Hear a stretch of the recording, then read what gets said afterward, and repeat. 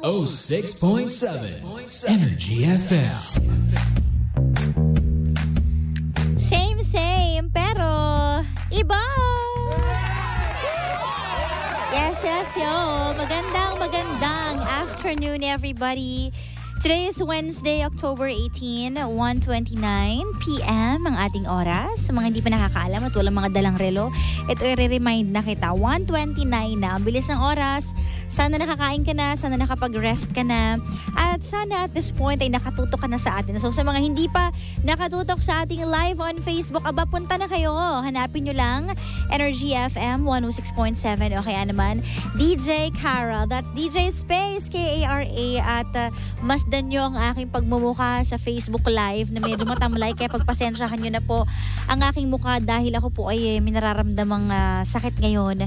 Obvious naman sa aking boses. Kaya sana maitawid ko to, no? Sana maitawid ko to ngayong araw na ito. Di ba, mamaya pag uwi magpapahinga talaga ako.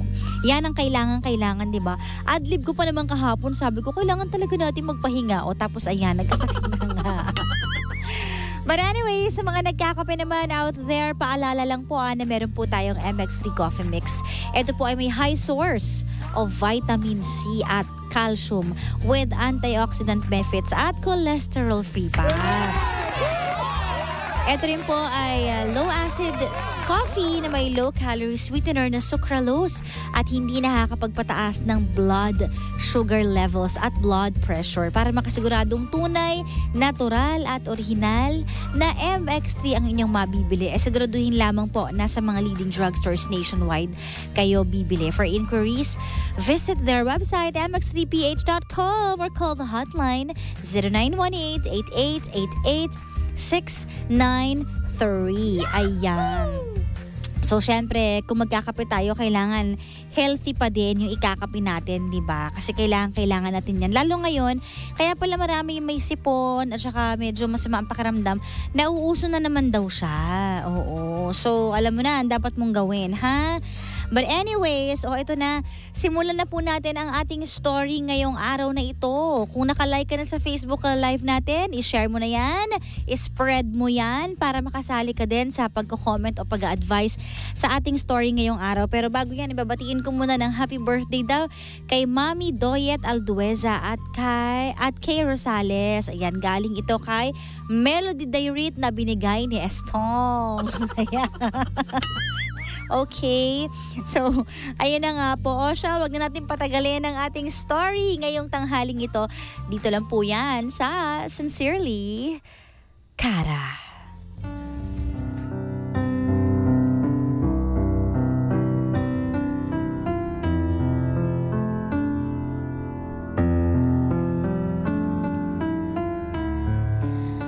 Sa buhay natin, meron tayong matatawag na one great love.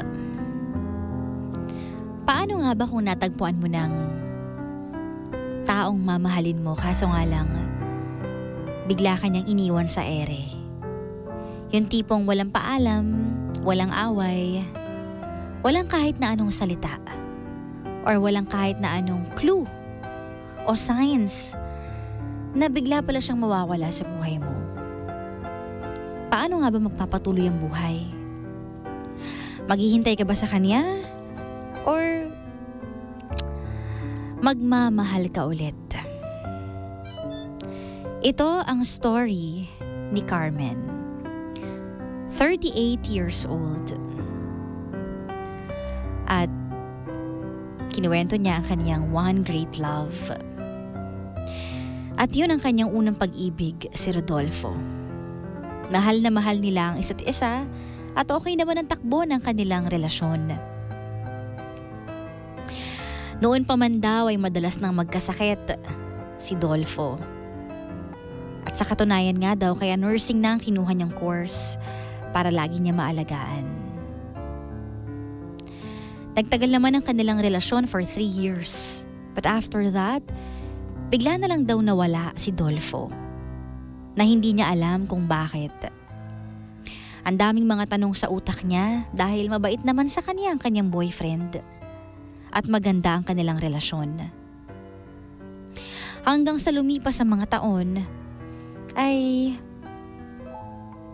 nakahanap siya ng bagong mahal. And after that, bigla namang gumulo ang mundo niya. Dahil kung kailan meron na siyang bagong mahal at ikakasal, ay biglang nalaman niya kung ano nga ba ang totoong nangyari kay Rodolfo. So let's hear it straight from the heart of our sender for today. Hi DJ Kara. Isang mapagpalang araw sa iyo at sa mga bumubuo ng iyong programa. Tawagin niyo na lamang po akong Carmen. 38 anyos na po ako. Dumulog po ako sa inyong programa upang ibahagi ang aking kwentong pag-ibig. Ang aking one great love. Alam mo, DJ Kara, tulad ng normal na dalaga ay nagkaroon din ako ng unang pag-ibig at siya ay si Rodolfo. Naging maayos ang aming relasyon at mahal na mahal namin ang isa't isa. Sa katunayan, nursing ang kinuha kong kurso dahil madalas magkasakit ang aking Dolpo. 3 taon nagtagal ang aming relasyon, DJ Kara. Hanggang sa isang araw, nagpaalam itong dadalaw sa kamag-anak nila sa probinsya. Mula nung araw na yon ay hindi na siya bumalik at nagpakita sa akin. Hinanap ko siya, DJ Kara, at hinintay na bumalik. Sa loob ng 2 taon. Lumipas pa ang mga araw at sa aking paghihintay at paghahanap ay nakilala ko si Edgar. Mabait siya, DJ Kara. Inalalayan niya ako sa mga panahong hirap na hirap ang aking kalooban hanggang sa makapalagayan ang aming kalooban at magkaroon kami ng relasyon. Muli ay umibig ako sa pangalawang pagkakataon. Pero alam mo, iba talaga magbiro ang tadhana dahil pagkalipas ng maraming taon ay napag-alaman ko po sa kapatid ni Dolpo na meron siyang malubhang sakit. May lung cancer siya, DJ Kara. Noong mga panahon na yon ay engaged na din ako kay Edgar. At aminado kong naguluhan ako kung sinong pipiliin ko. Pero naging maunawain si Edgar, DJ Kara. Pinahintulutan niya akong dalawin si Rodolfo sa mga huling araw nito. Oo, DJ Kara, sa mga huling araw niya dahil 4 na buwan pagkatapos naming magkita muli ay tuluyan na din siyang binawi sa akin ng Diyos. Sa wakas ay nagkaroon ng tuldok ang naudlot naming pag-ibig ni Dolpo. At ngayon ay masaya na ako sa aking buhay. Pinakasalan ako ni Edgar at ngayon ay naninirahan kami dito sa New Zealand. 7 months pregnant na ako ngayon, DJ Kara. At napag-usapan namin ng aking asawa, napapangalanan naming Rodolfo ang aming magiging anak. Maraming salamat po sa inyong tiyaga sa aking buhay pag-ibig. Hanggang dito na lang, Carmen.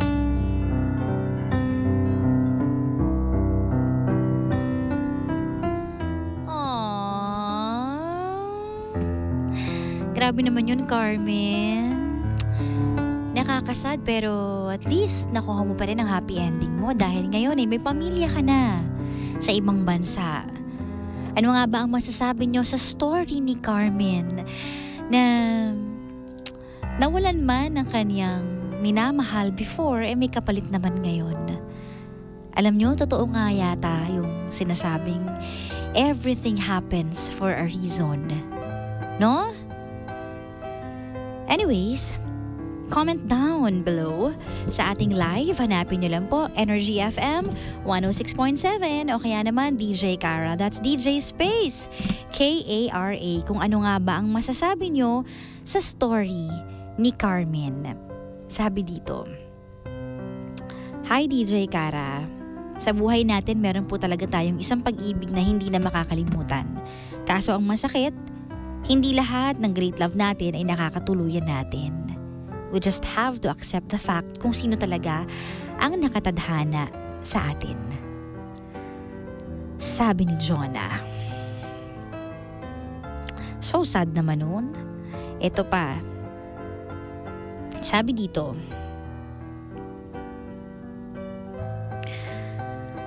ang bait pa rin ng napangasawa mo ate kasi inintindi niya yung about kay Rodolfo at pumayag siya na doon ipangalan ang magiging anak ninyo, sabi ni Yeshalyn. O alam niyo, may mga alam din akong stories na ganyan na pinapangalan sa ex yung kanilang anak. 'Di ba? Yung iba hindi alam na pangasawa pero ito kasi alam eh. Oo, may mga ganun talaga. 'Di ba? Siguro depende rin talaga sa tao 'yan kung paano mo tanggapin na nakaraan ng isang tao at kung kaya ng dibdib mo. Pero believe talaga ako sa asawa ni Carmen, 'di ba? Eto. Habang nakikinig po ako, napaluha po tuloy ako, DJ Kara. Watching from Jeddah. Uy, hello po sa inyo dyan. Sabi ni Mohaliden sa Hipa. Ayan. Basa pa tayo ng ibang comments.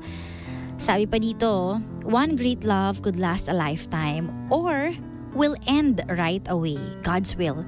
Just celebrate the love you have with your family. All the best of everything. God bless. Sabi ni Ate Arlene. Grabe, ang bait naman ni Edgar. Hindi makasarili. Sabi ni Rovisel. Para po sa akin, ituloy mo pa rin ang buhay mo kahit wala na si Rodolfo. Hindi lang naman sa kanya iikot ang buhay mo. Bata ka pa. Sabi nga nila, kung may nawala ay may babalik sa'yo na handa kang mahalin at alagaan ka. Isipin mo naging bahagi siya ng buhay mo at ngayon kapiling ka na ng asawa at anak mo. Mahalin mo na ang pamilya na meron ka ngayon. Sabi ni Rhea. Swerte mo naman ate kahit papaano nakatagpo ka din ng mabait na asawa. Sabi ni Veron. Oo nga. Kasi hindi lahat ganun eh, no? Di ba? Parang bihira yata makakakita ng taong ganun. Ewan ko lang sa palagay ko lang naman ito. Hello GK, hi Carmen. Ang ganda po ng story ng love life mo. Deserve mong lumigaya at nangyari nga po sa inyo. Ang bait pa ng mister mo. Sabi ni Ate Liberty. Ganun po ang tamang lalaki. Hindi hadlangan ng kasiyahan ng asawa niya. Sabi ni Jomar. Oh, pero hindi lahat ganun aminin natin yan. Hindi lahat ganun. Ay nako, sabi pa dito Hi Ate Cara, napakaswerte naman ni Carmen. Siguro talagang may dahilan kung bakit hindi sila nagkatuluyan ni Rodolfo. Dahil hanggang doon na lang pala ang buhay niya. At ang para sa kanya pala talaga ay yung asawa niya ngayon. God bless po sa iyo at sa inyong family.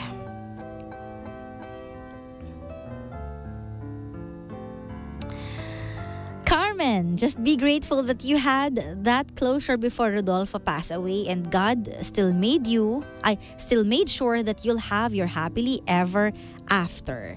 Sabi naman to ni Ate Patricia. Totoo yan God made sure na nagkaroon ka ng happy ending, nasaktan ka man.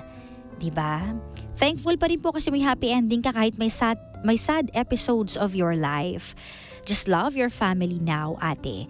Sabi naman ito ni Jane. Ito pa, one word lang, si Edgar po talaga ang nakalaan para sa'yo. Sabi ni Ate Letty. Well. Alam nyo, naniniwala talaga ako dun na everything happens for a reason. Diba? At kung minsan, totoo rin na yung soulmate natin sa buhay or yung one great love natin, hindi laging siya ang nakakatuluyan natin. That's life Maraming mga surprises ang buhay. Pero nakita mo ba yung kwento ng buhay mo, Carmen? Nawala si Rodolfo.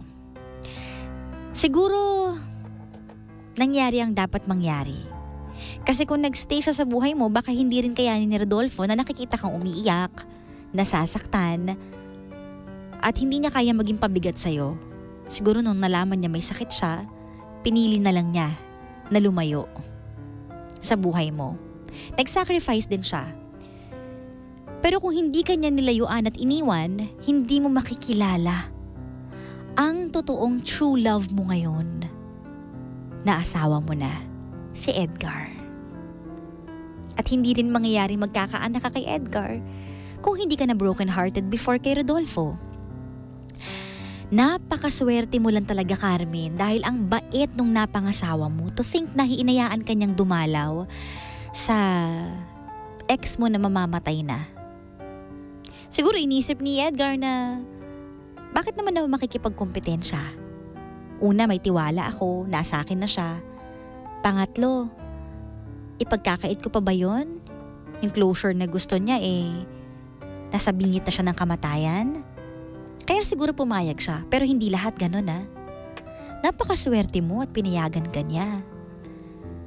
At kahit yung sinasabi mong wala kayong closure before, yung hindi nyo pagkikita at paghihiwalay nyo at pagkakaroon mo ng bago, closure na yun Pero binigyan ka pa rin ng chance na madalaw si Dolfo. Bihira ka makakatagpo ng lalaking ganyan magmahal. Dahil ang totoo nagmamahal is hindi selfish. Diba? Yung ganyang klaseng pagmamahal, bihirang makita nowadays. Kaya napakaswerte mo. Ipagpasalamat mo rin sa Diyos na dumating sa buhay mo si Edgar. At sadyang totoo ngayong kasabihan na kung ano yung iniyak mo, kung gaano kalalim mo sinakit ng puso mo at binuhos mong luha, ang kapalit nun doble-doble. You have a happy life now, a happy family, a wonderful husband. Yan ang kapalit lahat ng sakit na naramdaman mo. Ipagdasal mo na lang si Rodolfo dahil nawala na siya sa buhay mo at mananatili siyang kwento ng iyong nakaraan. Siguro nga hanggang doon na lang ang kwento niyong dalawa. Minahal mo siya, minahal ka niya, pero hindi ibig sabihin kayo ang nakatadhana sa isa't isa. Yung love story niyong dalawa, mananatiling memories. At for sure, may natutunan ka rin sa naging relasyon niyong dalawa. Dahil lahat naman ng dumadaan sa buhay natin may reason at may mga leksyon na binibigay sa atin. At naniniwala rin ako na true love stories never have endings. Kahit memories na lang yan. Sincerely,